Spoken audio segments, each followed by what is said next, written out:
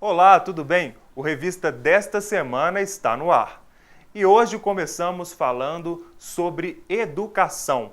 Muito se discute a respeito da qualidade do ensino brasileiro e do papel dos educadores neste processo. Eu estive com o antropólogo Tião Rocha no Museu das Minas e Metal em Belo Horizonte e o nosso bate-papo de hoje você confere agora. Antropólogo, folclorista, educador e diretor do Centro Popular de Cultura e Desenvolvimento de Belo Horizonte. A nossa entrevista de hoje é com o mineiro Tião Rocha. Tião, muito obrigado por nos ceder a entrevista. É um prazer estar falando com vocês. Tião, você tem um trabalho interessante relacionado à educação e à cultura popular de algumas regiões. Você poderia falar um pouco mais sobre isso? A minha experiência com educação, ela surgiu há 30 anos, quando eu comecei a me perguntar se era possível fazer educação sem escola ou se era possível fazer boa educação, por exemplo, debaixo de um pé de manga.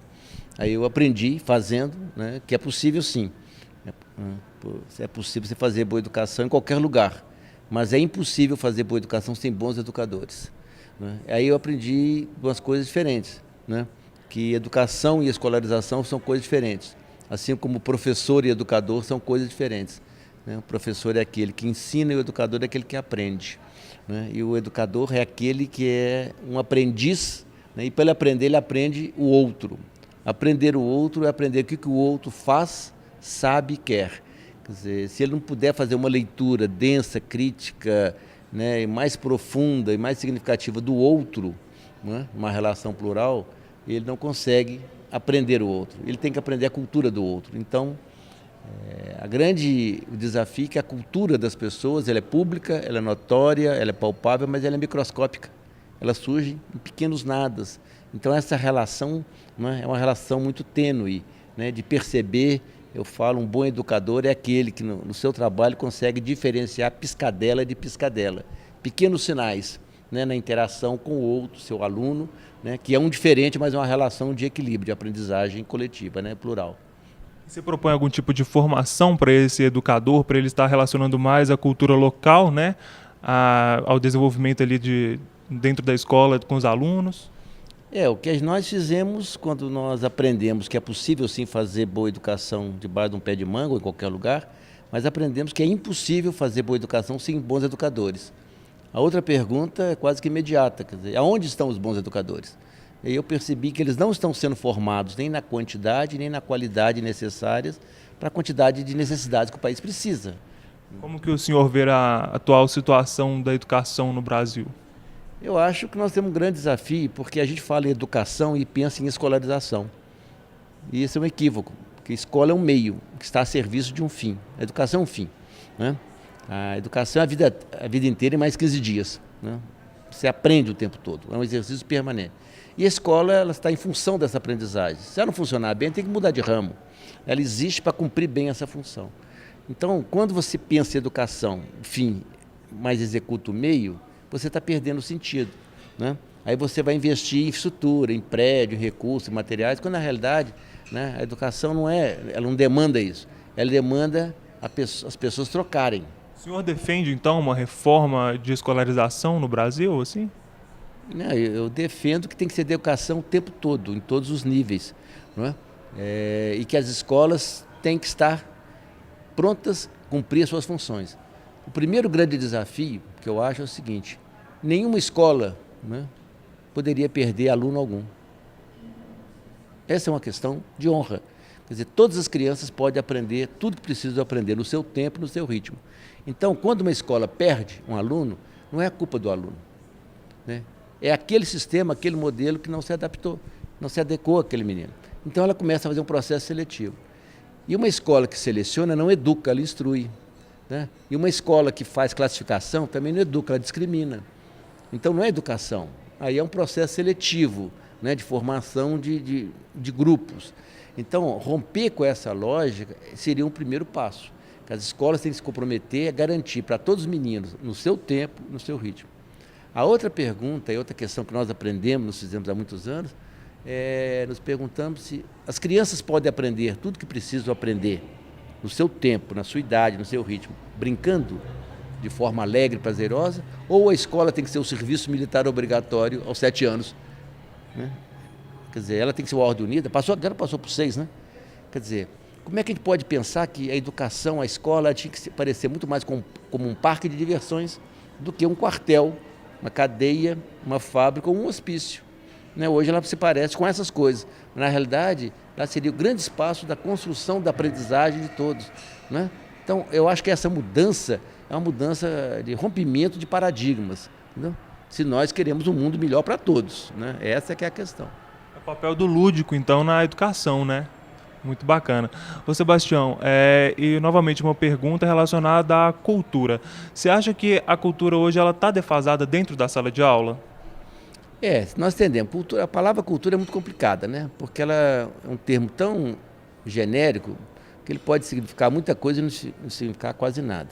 Né? Você fala que cultura é tudo aquilo que o homem desenvolveu, aprendeu, construiu. É muito bacana, tudo correto, mas é difícil a aplicação. Só que você entra numa escola, vamos fazer uma feira de cultura, você reduz tudo isso à arte. É um pedaço da cultura. Entender a cultura é entender como é que as pessoas sabem, fazem e querem. Quer dizer, entender que toda criança que chega na escola, ela não é uma página em branco. Ela é uma construção cultural, de uma cultura herdada de séculos, que ela veio da família, uma cultura construída até os 7 anos e toda ela que ela vai aprender ao longo da sua vida. Então ela já é um ser cultural intenso.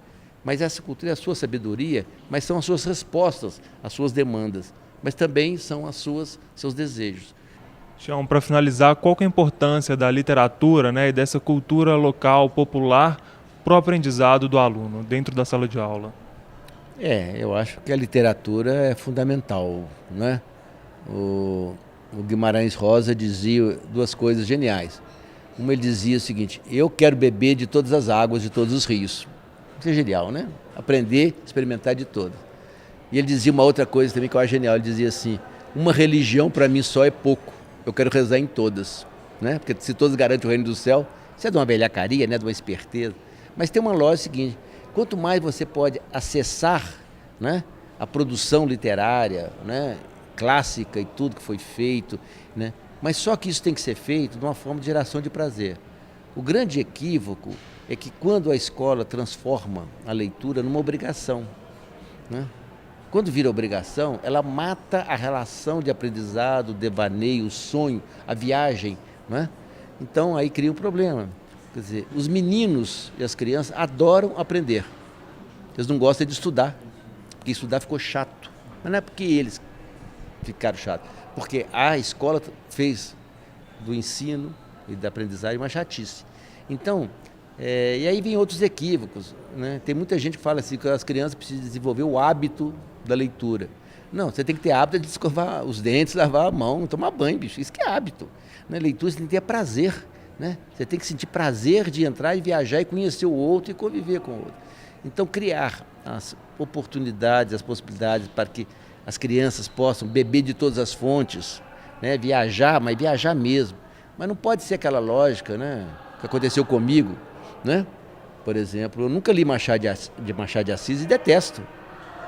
Porque quando eu estava na escola, né, no ginásio, a professora falou que eu tinha que ler Machado de Assis para entender o que eram os parnasianos. Você tem alguma importância, se você conheceu ou não algum parnasiano? Não tem o mínimo interesse. Então eu falei, não vou ler esse cara. Não quero, não conheço nenhum parnasiano, não tem o mínimo interesse. Ou seja, quer dizer, eu perdi uma grande chance. Entendeu? E aí tomei birra dele. Né? Não tem nada com isso. E nunca mais consegui retomar o Machado de Assis. Ainda bem que eles fizeram isso com o Guimarães Rosa, que é a minha paixão. Quer dizer, mas o estímulo é essa. Há 30 anos eu me perguntei o seguinte: os livros perderam o encantamento ou foi a escola que não soube mantê-los encantados? E aí nós desenvolvemos um projeto chamado Livre Companhia e chegamos à conclusão que os livros continuam encantadores. Então o que nós temos que manter o encantamento por esse prazer, né, de ler, de aprofundar, de conhecer, a curiosidade e tal. Eu acho que esse é o grande sentido, né, da literatura e da aprendizado, um prazer, né, um processo permanente de busca, né, da gente, de construção da nossa humanidade. Né? Muito obrigado, Tião, pela entrevista. Prazer estar aqui com vocês. Viu? Até a próxima. Obrigado. Voltamos ao estúdio.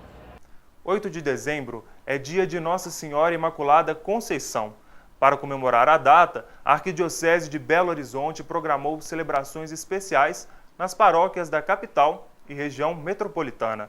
Os destaques ficam por conta das festividades dos 300 anos do Mosteiro de Nossa Senhora da Conceição, em Macaúbas, Santa Luzia, e com o centenário do lançamento da pedra fundamental do Santuário de Nossa Senhora da Conceição, no bairro Lagoinha, em Belo Horizonte. Para consultar a programação completa, acesse o site arquidiocesebh.org.br. O Revista vai para um rápido intervalo. No próximo bloco, você confere como a capital está se preparando para receber o Natal. E tem também uma matéria especial sobre animais domésticos. Voltamos já já.